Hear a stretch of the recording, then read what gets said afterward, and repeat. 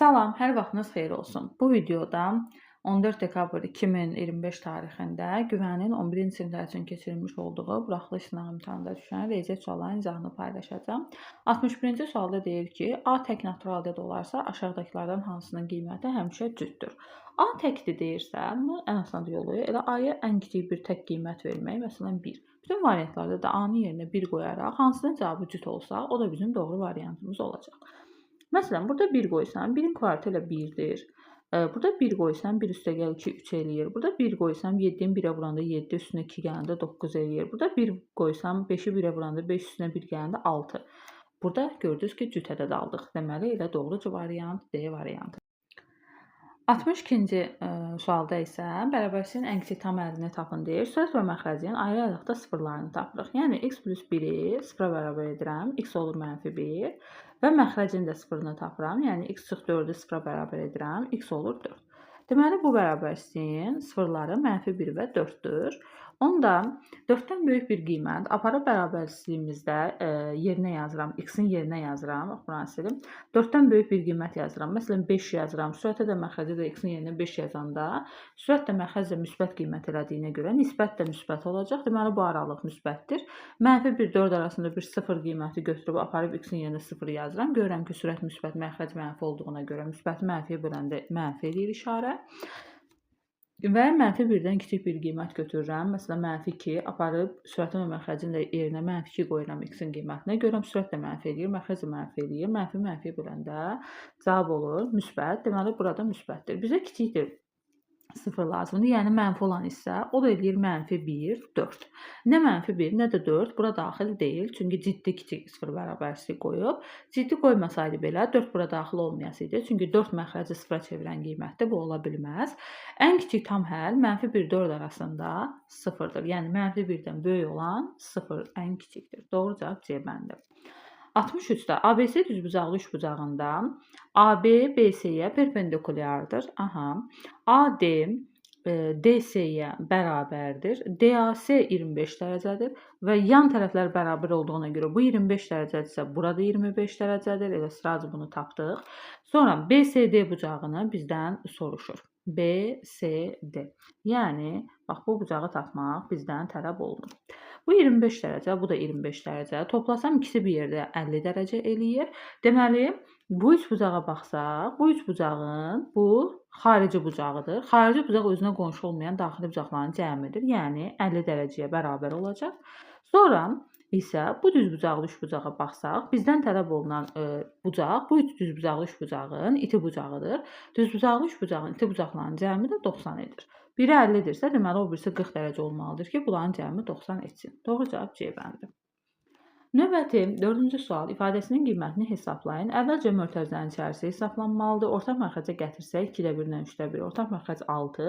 6-nı 2-yə böləndə tamamlayıcı vuruq 3. 6-nı 3-ə böləndə tamamlayıcı vuruq 2-dir. 3 üstə gəl 2, 5. Bölməni kəsri-kəsrə necə bölürlər? Bölməni vurma ilə əvəz edib sürət məxrəcin yerini dəyişirlər. Yəni 5-də 3-ə vurmuş oluruq. Burada da 2-də 9-u 3-də 7-yə vurmalıyıq. 5-lər ixtisar gedir. 6 ilə də 3, 3-ə ixtisar gedir. 1 burada, 2 burada qalır. Eləyir 2-də 1, çıxılsın. Burada 3 ilə 9 ixtisar gedir, 3 qalır. Başqa da ixtisar yoxdur. Məxrəcdə 2 qaldı. Sürətdə də 3-ü 7-yə vuranda 21 qaldı. Ortaq məxrəc 2-dir. Sürətdə də 1 çıx 21. Yəni -20 qalır. -20-ni də 2-yə böləndə cavab edir -10. Doğru cavab A variantı. 65-də məxrəci 25 olan düzgün kəsirlərin cəmini tapın. Məxrəci 25 olan gəlin düzgün kəsirləri yazaq ki, necə olur? Yəni 25-də 1, üstə gəl 25-də 2, üstə gəl 25-də 3 və s. 25-də 24-ə kimi olan kəsirləri toplamalıyıq. Burada aydın məsələdir ki, məxrəclər hamısında eynidir, yəni 25-dir. Sürətdə deməli 1 üstə gəl, 2 üstə gəl, 3 üstə gəl, nöqtə-nöqtə 24. Yəni biz sürətdə 1-dən 24-ə kimi ədədlərin cəmini bilməliyik. 1-dən 24-ə kimi olan ədədlərin cəmi, deməli, ardıcıl ədədlərin cəmini bu şəkildə tapa bilərik. Bax, qıraqda yazım. N plus 1 bölünsün 2.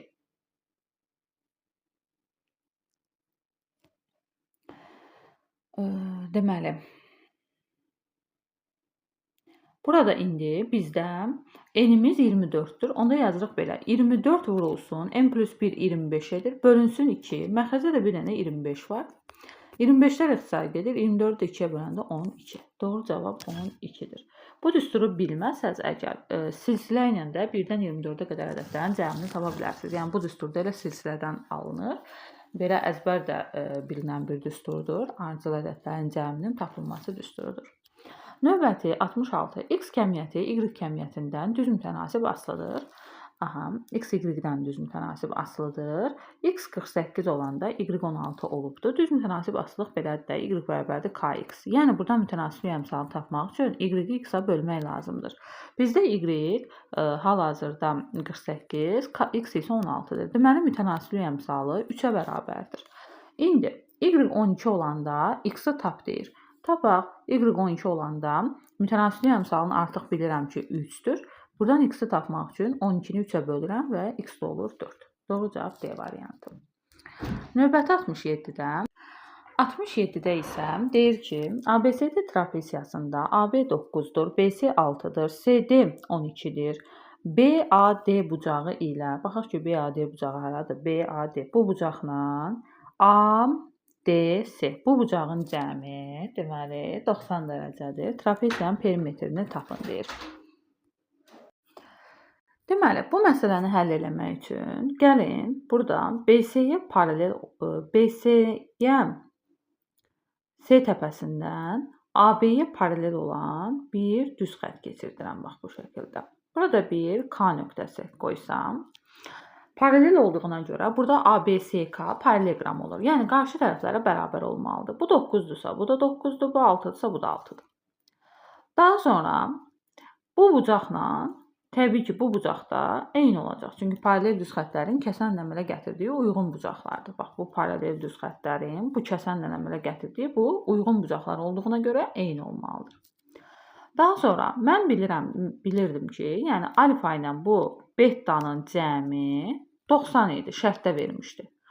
Deməli, bu alfa ilə də bu betanın cəmi 90-dır. Onda deməli bu CKD, yəni DSK üçbucağı necə üçbucaqdır? Düz bucaqlı üçbucaqdır. Yəni C təpəsi onda düz bucaq olacaq. Və onda bu üçbucaqda Pifaqor teoreminə görə biz KD-ni, yəni hipotenuzu tapa bilərik. Katetləri 12-dir, kvadratı 144 və 9-dur. Kvadratı 81. Toplasam 225 edir və ondan da kök 15 çıxır. Yəni onda burada 15-dir. Tapdım ki, onda AD-nin uzunluğu 15 üstəgəl 6, 21 olacaq. Perimetri hesablayanda 21 üstəgəl, 9 üstəgəl, 6 üstəgəl 12. Bütün tərəfləri toplayıram. Paraleloqram, deməli trapesiyamızın bütün tərəflərini toplayıram. Eləyir 30, bu da 18, 48. Doğru cavab B variantı. Növbəti sual 68-də çoxhədlisinin nəyini istəyir? Əmsallarının cəmini. Bu çoxhədli standart şəkildə yazılmış bir çoxhədlidir. Əmsallarına baxaq. 3-dür, -5-dir. Mütləq işarələrə fikir verməlisiniz. X-in qabağı 1-dir.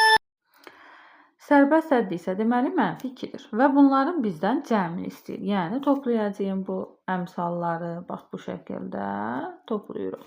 O da eləyir 3, -10 çıxma eləyir çıx 5, plus 1 çıx 2. 3-dən 5 çıxanda -2, üstünə 1 gələndə -1, 2 də çıxanda -3. Doğru cavab D variantı. Baxaq növbəti suala. A-nı tapın deyir buradan. Burada hər birini ortaq məxrəcə gətirsək, kökətdə 15-ə gətirsəm, bu kökətdə 15, kökətdə 3-ə vurmuşam da, kökətdə 3A. Bunu gəlin keçirdək bunun yanına, bunu ortaq məxrəcə gətirək. Kökətdə 15-də, kökətdə 5A. Bərabərdir. Bu kökətdə 3-ü də atıram kökətdə 5-in yanına. Bunları 15-ə gətirmirəm məxrəci. Ortaq məxrəc burada kökətdə 15-dir. Burada qalır kökətdə 3A çıx kökətdə 5A. Bərabərdir kökətdə 5 çıx kökətdə 3. Daha sonra surətdən -A-nı mötərizə xaricinə çıxartsam, kökətdə 5 çıx, kökətdə 3 qalar burada. Məxrəcdə də kökətdə 15, burada da kökətdə 5 çıx kökətdə 3. Kökətdə 5 ilə kökətdə 3 ixtisar gedir. Mənfi A bərabərdir kök hətta 15-ə. A da bərabərdir mənfi kök hətta 15-ə. Doğru cavab mənfi kök hətta 15 olacaq. A variantı. Növbəti sual 70-də ABC bucağı 30 dərəcədir. AC 8 kök hətta 3-dür. Olarsa şəkildə 10 mərkəzli çevrənin radiusunu bizdən istəyir. Deməli,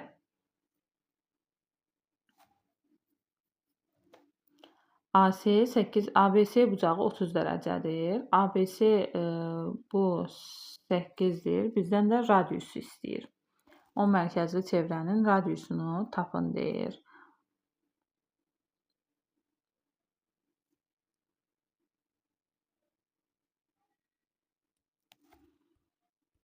Deməli, bunu biz bir tərəf bilirik, bir də bucaq biliriksə, sinuslar teoreminə görə yaza bilərik. Tərəf, onun qarşısındakı bucağın sinusuna nisbəti bərabərdir 2R. R burada bu üç bucağın xaricinə çəkilmiş çevrənin radiusudur.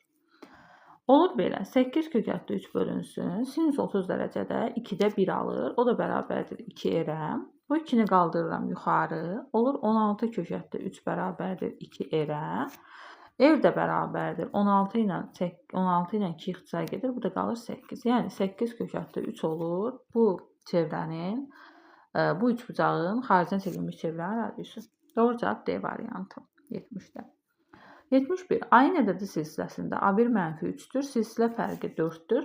Deməli, A1 mənfi 3-dür, silsilə fərqi yəni D 4-dür. A7-ni tapın. A7-ni biz A1 plus 6D kimi yazsaq, A1-in qiymətini bilirəm mənfi 3-dür. D-nin də qiymətini gətirib burada yerinə qoysam 6 vur 4. Mənfi 3 üstə gəl. 6-nı 4-ə vuranda 24. Cavab eləyəcək 21. D variantı. 72. Bir yeşik limonun yeşiklə birlikdə kütləsi 40 kiloqramdır. Deməli, limonun öz kütləsinə bir X, yeşiyin kütləsinə bir Y desək, deməli X plus Y 40 kiloqramdır. Deyir, yeşikdəki limonun 1/4-ni boşaltsaq. Bax, X limon var idi, 1/4-ni boşaltdım. X çıx 1/4 X-ini boşaltdım, qaldı 4/3 X. Bu, içində qalan limondur. Qalan limonun yeşiklə birlikdə kütləsi, yəni 4/3 X plus yeşik Y-in kütləsi 31 kiloqram olacaq. Boş yeşiyin kütləsi neçə kiloqramdır? Bunu elə ən asan belə tapaq da. Fərq nə qədər oldu? 9 kiloqram. Düzdür? 40-dan 31 çıxanda 9 kiloqram. Deməli, mənim boşaltdığım 1/4 X olan limonun çəkisi 9 kiloqramdır. 1/4 hissəsi 9 kiloqrama bərabər olan ədədi tapım. Yəni 9-u 4/1-ə bölüm, eləyəcək 9 vur 4, 36. Deməli, limonun çəkisi 36 kiloqramdır. Boş yeşiyin kütləsini istəyirsə, limonla boş yeşiyin kütləsi birlikdə 40 idi. 40-dan elə 36 çıxaram. Deməli, 4 kiloqram da boş yeşiyin kütləsidir. Doğru cavab C bəndi. Buradan elə tənliklər sistemindən də Y-ləri yoxa çıxardıb X-i buradan tapa bilərdiniz. Bu da mümkündür. Yəni, əslində eyni şey eləmiş olur. Sadəcə qısa olaraq birbaşa elə bu şəkildə göstərdik. 73-də B-nin əndəsi silsiləsində B2 6-dır, B9 768-dirsə, silsilənin neçənci əddidir? Yəni B-in 192 olar. B9-u bilirəm, B2-ni bilirəm. Gəlin silsilə vuruğunu, Q-nü tapaq. B9 belə yazaq da, B9 bərabərdir. B2 vurulsun, Q üstü 7 kimi yazıram. Buradan 2 üstü 7 bərabərdir. B9, yəni 768 bölünsün 6-ya. 768 bölünsün 6-ya. O da eləyir 100. Deməli, 16-nın içində 2 dəfə, 48-in içində 128. Q də bərabərdir 2-yə. Yəni 2 üstü 7 128-ə bərabərdir. Deməli, Q 2-dir. Yəni,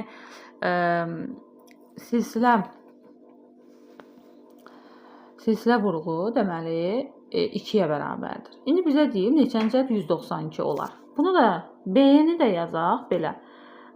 B2 vurulsun, Q üstü n çıx 2 kimi. Yazaq. Onda B-nin qiymətini bilirəm 192. İkinci ədədi bilirəm 6. Q-nü bilirəm 2 üstü n çıx 2. Buradan eni rahatlıqla tapa bilərik. 192-ni 6-ya bölürəm. Eləyir 32. Bərabərdir 2 üstə n çıx 2. 32-ni 2 üstü 5 kimi yazsam, 2 üstə n çıx 2. Əsaslar eyni olduğuna görə qüvvətlər də deməli bərabər olmalıdır. Yəni n çıx 2 5-ə bərabər olmalıdır. Buradan da n bərabərdir. 5-in üstünə 2 gəlirəm 7. Doğru cavab 7. Deməli 7-ci hədd 192 olacaq. Doğru cavab D bəndi. 74-dən ABC üçbucağında 3AD 4DC-yə bərabərdir. 3AD 4DC-yə bərabərdir. Onda belə deyək də, DC deməli onda 3K-dır, AD də 4K-dır. Belə yaza bilərik də. Sonra BDC üçbucağının sahəsi 12-dir. ABC üçbucağının sahəsini tap. BDC körbucaqlı üçbucaqdır gördüyünüz kimi. Onun hündürlüyü həmişə bu üçbucağın xaricində olur. Yəni budur da onun hündürlüyü. Üçbucağın sahəsi necə hesablanır? Tərəf və bu tərəfə çəkilən hündürlüyü asilinin yarısı ilə. Yəni bunun tərəfi DC, bu tərəfə çəkilən hündürlüyü H, burada H deyirəm də, böl 2. Bu 12-yə bərabərdir. DC-ni bilirəm ki 3K-dır. Yerinə yazıram. Böl 2 bərabərdir 24. Yox, 12. K, H hasili də bərabərdir.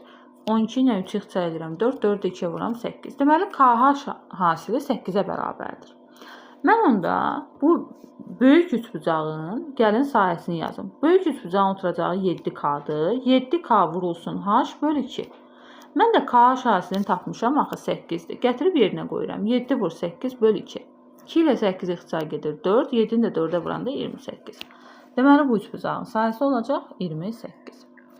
Növbəti 75-də ifadəsinin qiymətini hesablayın. Bu kökətdə 3-dür. 18-i kökətdə 9 vur 2 kimi yazsam, 24-ü kökətdə deməli 4 vur 6 kimi yazsam, burada kökətdə 3 qalır, 9-dan 3 çıxır, kökətdə 2 kökdə qalır, 6-dan 2 çıxır, 6 kökdə qalır.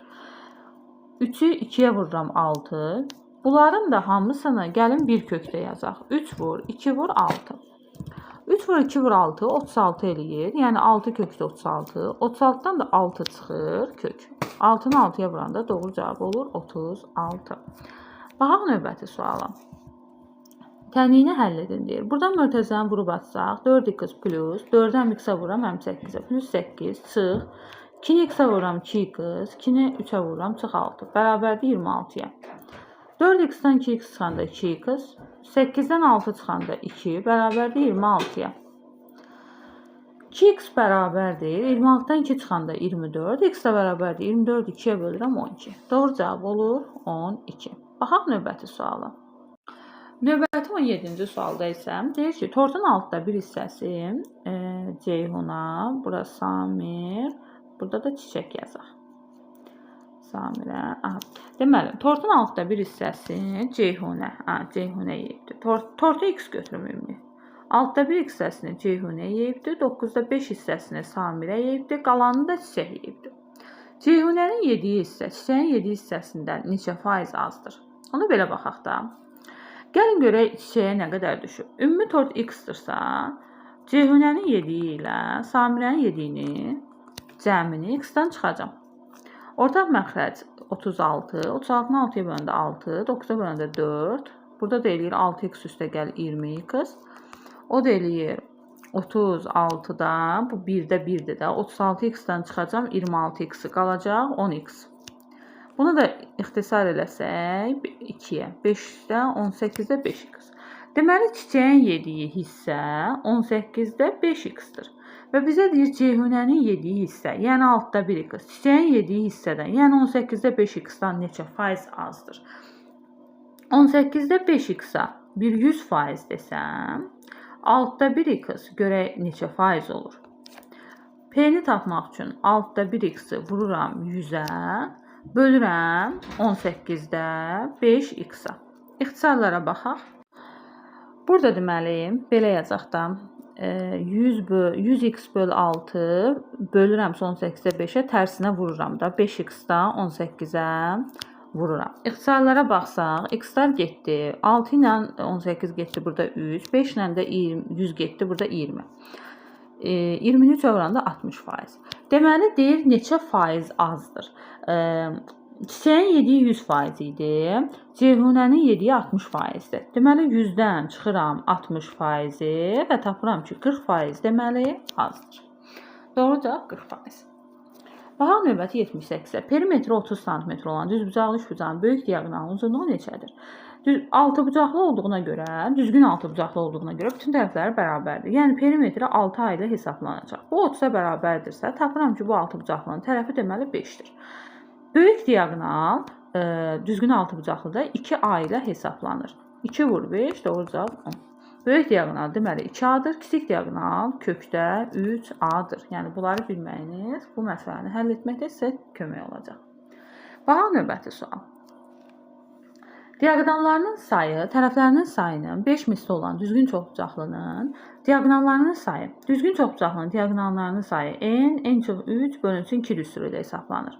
Tərəflərinin sayının 5 mislinə bərabərdir. Tərəfin sayı n-də axı 5 mislidirsə 5-ə vururam və bərabərləşdirirəm. N kvadratı çox 3n bərabərdir. 2-ni də 5-ə vuranda 10n tənasüblə vurdum. Sonra n kvadratı 10n də belə keçir. Çıx 13n bərabərdir 0-a. N-i mötərizə xaricdən çıxartsaq n çıx 13 bərabərdir 0-a. N deməli 13-dür. Yəni 0 ola bilməz də. Ən azından bir çoxbucaqlıdan söhbət gedirsə, tərəf sayı 0 ola bilməz. Deməli 13-dür. Düzgün çoxbucaqlının bir xarici bucağının bir daxili bucağına olan nisbətini tapın. Bir xarici bucağını əvvəlcə tapaq. Düzgün çoxbucaqlının bir xarici bucağını tapmaq üçün 360-ı nə bölmək lazımdır? 360-ı bölürəm 13-ə.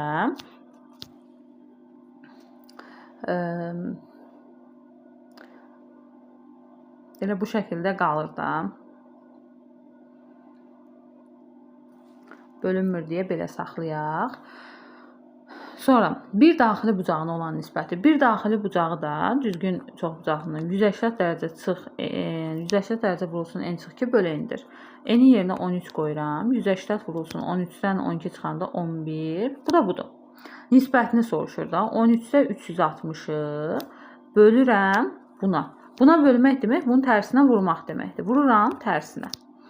13-lər getdi. 360-la 180 gedir. Burada 2 qalır. Deməli 11-də 2 olacaq doğru cavab. Baxaq növbəti 80-cı suala. 80-cı sualda isə deyir ki, ayın ədədi silsiləsində A5 19, silsilə fərqi 7 olarsa, ilk 11 həddin cəmini, yəni S11-i tapaq. Silsilə ilk n həddin cəmi düsturu 2A1 plus n çıx 1 vurulsun d bölünsün 2 vurulsun n-dir. N-in qiymətini mən burada bilirəm. 2A1 plus n 11-dir. 11-dən 1 çıxıram. 10d bölünsün 2 vurulsun 11. Bunun hər tərəfinin sürətini 2-ni mötərizə xaricinə çıxartsam və 2 ilə ixtisar eləsəm, qalacaq belə. A1 plus 5d vurulsun 11. İndi D-ni bilirəm, A1-i tapmalıyam da. A1-i də buradan tapıram. A5 bərabərdir A1 plus 4D-yə. A5 19-dur. A1-i tapacam. 4D, D də 7-dir. 4-ə vuranda 28. A1 bərabərdir 19 çıx 28 olacaq -9. Gətirib bildiklərimin hamısını burada yerinə yazacam. A1-i bildim ki, -9-dur. D-ni bilirəm 7-dir. 5-ə vuranda 35 eləyir. Vur 11. 35-dən 9 çıxanda qalır deməli 26 vur 11. O da bərabərdir 286 edir doğru cavab. Sonra baxaq növbəti suala. Perimetri 84 cm tərəfləri üçün 4-dən nisbətində olan düzbucağının xaricinə çevrə çəkilmişdir. Bax bu belədir. Perimetri 84-dür. Tərəfləri 3x 4x versəm 3x plus 4x perimetri necə tapılır? Eni ilə uzunluğun cəminin 2 misli bərabərdir perimetrə. Buradan 7x bərabərdir. 84-ü bu 2-yə bölürəm. Eləyir 42. X də bərabərdir 6. Deməli, mən onda bu düzbucaqlımın enini də tapdım. 3 vur 6 18-dir. Uzunluğunu da tapdım. 4 vur 6 24-dür. Xaricinə çevrə çəkilmişdir. Deməli, bu düzbucaqlının xaricinə çevrə çəkmişəm. Çevrə ilə düzbucaqlının arasında qalan hissənin sahəsini istəyir. Haranın sahəsini gəlin baxaq. Yəni bax bu rəngli hissələrin bizdən sahəsini tapmaq tələb olunur. Deməli, Burada əvvəlcə biz düzbucaqlının sahəsini tapmalıyıq. Düzbucaqlının sahəsi 18 vur 24. Yəni 24 18-ə vuraq 32 3 yadda 19 4 2 2 13 4 432 düzbucaqlının sahəsidir və çevrənin sahəsini tapaq. Burada bax bu çevrənin diametri bizim düzbucaqlının diaqonalıdır. Düzbucaqlının diaqonalı ilə onun tərəfləri arasında əlaqə düsturu. Deməli, düzbucaqlının diaqonalları eynidir də. 2D-nin kvadratı bərabərdir 2 deməli 2 A kvadratı plus B kvadratı ilə hesablanır. 2-lər də ixtisar getsə D bərabərdir kök altda A kvadratı plus B kvadratı.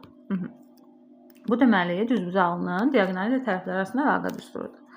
A-nı da bilirəm, B-ni də bilirəm. 24-ün kvadratı 576, üstünə gəlirəm 18-in kvadratı 324-dür. Toplayanda eləyir cavab 900, bundan da çıxır 30. Deməli tapdım ki, bu düzbucaqlının diaqonalı 30-dur. Onda radiusda tapsam 30-un yarısı, yəni 15-dir. Onda bu dairənin sahəsi pi r kvadratı ilə hesablanır. Erimiz 15-dirsə, sahəsi 225 pi olacaq. Təbii ki, bu kənarda qalan hissəni tapmaq üçün mən dairəmin sahəsindən çıxacam onun içindəki düzbucaqlının sahəsini və qalacaq ancaq qıraqdakılar. Yəni 225 pi-dən çıxacam düzbucaqlının sahəsini 432-ni. Bu da olacaq doğru cavab. Baxaq növbəti suala. Növbəti sualı isə 82-ci sualda dərəcəsi 4 olan çoxhədlinin vuruqlara ayırın. Deməli, çoxhədlimizin dərəcəsi deyir ki 4-dür. Bu x-in dərəcəsini bilirəm ki 1-dir də. Bu ola bilməz çoxhədlimin dərəcəsi. Deməli, ya bu 4-dür ki bu dərəcə bu götürülüb. Burada n 4 olanda bu 3 olacaq. Burada da n-in yerinə 4 qoysaq 7 vur 4 çıx 17 eləyir. Bu da eləyir 28 çıx 17 11. Onda mənim dərəcəm 11 olmalıydı. 4-dür deyir axı. Ən böyüyü 11 elədirsə 11 olmalıydı. Deməli bu n deyil. Yəni bizim axtardığımız 4, bu x-in qüvvəti 4 deyil.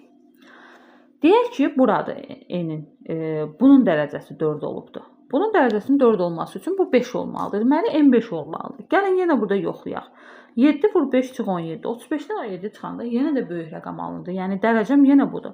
Onda deməli mənim 4-ə bərabər olan qüvvətim budur. 7-dən çıx 17-dir ki, bu 4-ə bərabər olmalıdır ki, çoxhədlimin qüvvəti 4 olsun. Onda 7-dən bərabərdir. 4-ün üstünə 17 gəlirəm 21, n də olur 3. Deməli n 3 olsa, mənim bu çoxhədlimin dərəcəsi 4 olacaq. Onda deməli bütün n-lərin yerinə 3 qoyuram. Burada n-in yerinə 3 qoyanda elədi 4. Çıx 4 vurul x üstü. N-in yerinə burada 3 qoydum. 3 çıx 1 2. Çıx x üstü 3. Plus burada da n-in yerinə 3 qoyuram. 3 üstə gəl 1 4 x. Artıq mən çoxhədlimin bu olduğunu müəyyən elədim. Vuruqlara ayırın deyir bunu. Vuruqlara ayırmaq üçün gəlin qruplaşdıraq. Bu ikisini bir qruplaşdıracağam, bu ikisini də bir qruplaşdıracağam. Birinci qrupdan x kubunu mörtəzə xaricinə çıxartsam, x çıx 1 qalar. İkinci qrupdan mənfi 4x-i mörtəzə xaricinə çıxartsam, burada da x qalar, burada da 1. X çıx 1-lər ortaqdır, mörtəzə xaricinə çıxardıram. Burada da qalır x kubu çıx 4x. Bu mörtəzədə də ortaq x var, onu da mörtəzə xaricinə çıxardıram. Qalır x kvadratı çıx 4, x çıx 1. Bu 4-ü də 2-nin kvadratı kimi yazsam, bu özü də vuruqlara ayrılır. X çıx 2, x plus 2 müxtəsər vurma üstünə görə, a kvadrat çıxı b kvadratına görə. X çıx 1 və ən son vuruqlara ayırma nəticəm olur bu şəkildə. Baxaq növbəti suala. 83. Tənliyin köklərindən biri -6 olarsa, köklərinin kvadratları cəmini tapın. Tənliyin köklərindən biri -6-dır. Köklərinin kvadratları cəmini istəyir. Köklərindən biri -6 o deməkdir ki, x-in yerinə -6 qoyanda buranı ödəməlidir bu şərti. Sıfıra bərabərlik şərtini ödəməlidir. Gətirib qoyuram x-in yerinə -6. Harada x görürəmsə, yerinə -6 qoyuram. Bərabər də 0 olmalıdır. -6-ın kvadratı 36. -6-nı vuranda a-ya 6a. Burada da təbii ki, mənfi var qabaqda deyə. Üstə gəl 12, üstə gəl a, çıx 13. Bərabər də 0-a. Bu da eləyir 6A üstəgəl A 7A, 36 üstəgəl 12 48, 48-dən də 13 çıxanda 35 bərabərdir 0-a. 7A bərabərdir -35-ə, A da bərabərdir -5-ə. Deməli tapdım ki, A -5-dir.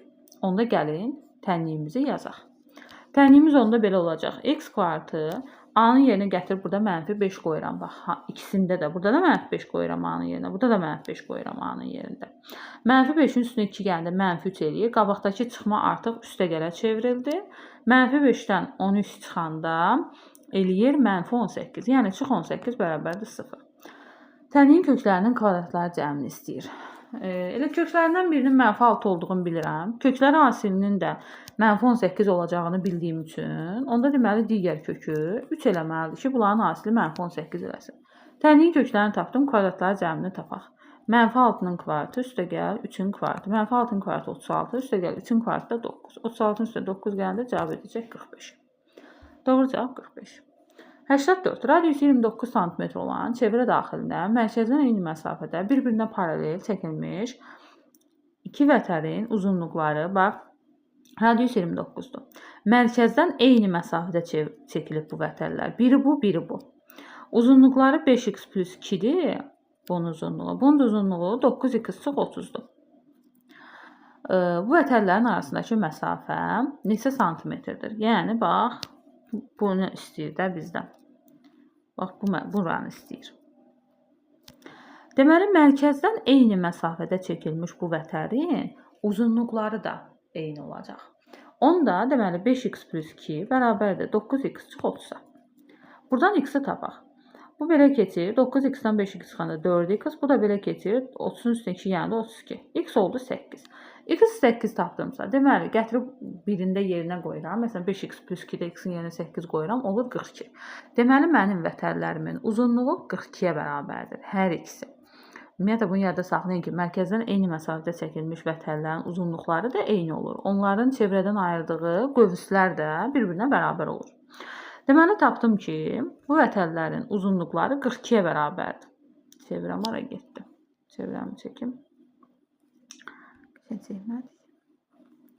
Nəysə, deyək ki, doğru çəkmişik. 42 buradır, 42 də buradır. İndi bizə deyir ki, radius da 29-dur. Bax, buradan burada məsafə 29-dur. Və həmçinin yadda saxlamalısınız ki, çevrədən vətərə indirilmiş perpendikulyar vətəri yarı bölür. Yəni, onda bu hissənin uzunluğu 21, bu hissənin uzunluğu 21 olacaq. Və mən bu hissəni tapa bilərəm. 29-un kvadratından çıxacam 21-in kvadratını və kök alacam bundan. Deməli, bunu yazım asan da olsun deyə 29 + 21, 29 + 21 Viet teorem, müxtəsər vurma düsturuna görə. 29-dan 21 çıxanda 8, 29-un üstünə 21 gələndə 50. Bu eləyir 400, bundan da çıxır 20. Deməli, buradan burada məsafə 20-dir. Təbii ki, buradan burada məsafə 20 olacaq. Eyni olmalıdır. Eyni məsafədə çəkilib bu vətərlər. 20 üstünə 20 gələndə 40. Deməli, bu vətərlər arasındakı məsafə 40-a bərabər olacaq. Növbəti 85-də şəkildə BD və SY tən bölənlərdir. BD və SY tən bölənlərdir. Aha. AY, BC 18-dir, YB 12-dir. BF-in FD-yə nisbətini bizdən istəyir. BF-in FD-yə nisbətini bizdən soruşur. Deməli, tən bölənlərdir də bunlar. Tən bölənlərin xassəsinə əsasən bura bir x desəm, bu tən böləndə axı. Tən bölənin xassəsi var da, 18-in 12-yə nisbəti bərabər olmalıdır bu x-in 18-ə nisbətinə. Buradan x-i tapa bilərəm də. 18 vur 18 böl 12. Hesablasaq, 12 ilə bunu 2-yə ixtisarlayıram. 6 burada, 9 burada. 6 ilə bunu 2-yə ixtisarlayıram. 9 burada, 3 burada. 3 ilə də bunu 3, 9 3 oranı 27. Və mən tapdım ki, bu hissə 27-yə bərabərdir. Sonra tən bölənin uzunluğu BF-in FD-yə nisbətini istəyir bizdən. Yaxşı, deməli, bu da tən böləndir.